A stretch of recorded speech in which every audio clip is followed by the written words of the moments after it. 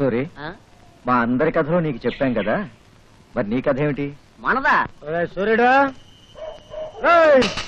సూర్యుడు అర్ధరేత్రప్పుడు సూర్యుడేటండి.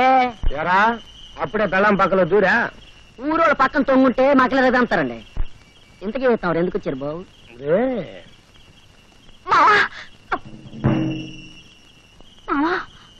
ఓసిని భయం దొంగలదోల నేనే సేనేదే.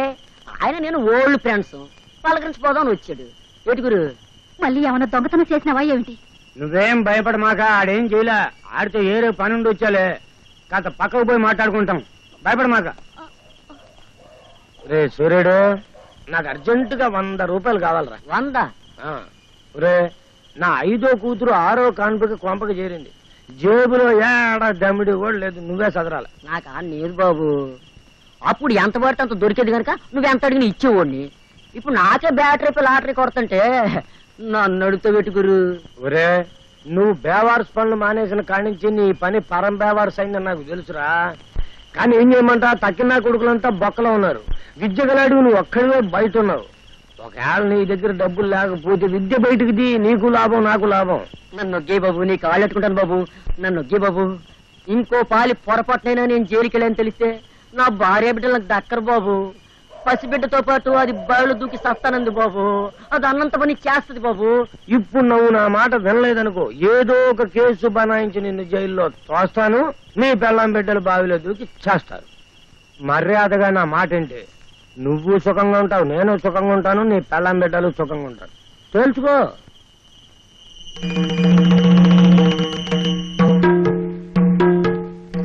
సింగిల్ టీ గురించా?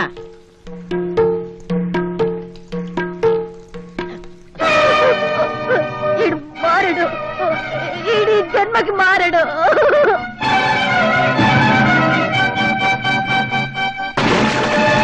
సరస్వతి,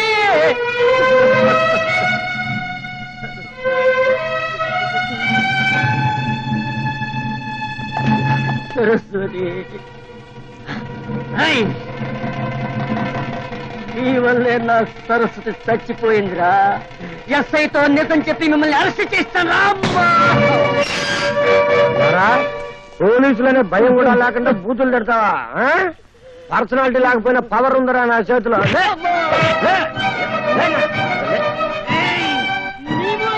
నా తల్లి బిడ్డలు చచ్చిపోయారు, నీ ఎంత తెలుస్తా.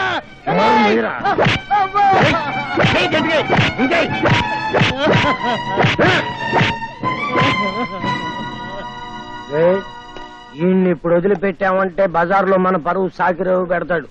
ఏదో ఒక కేసు బనాయించి వీడిని 4-5 ఏళ్లనయ్యాడు ఉండేట్టు చూడాలి మనం. మన వల్ల కాదులే, ఎస్ఐతో చేద్దాం.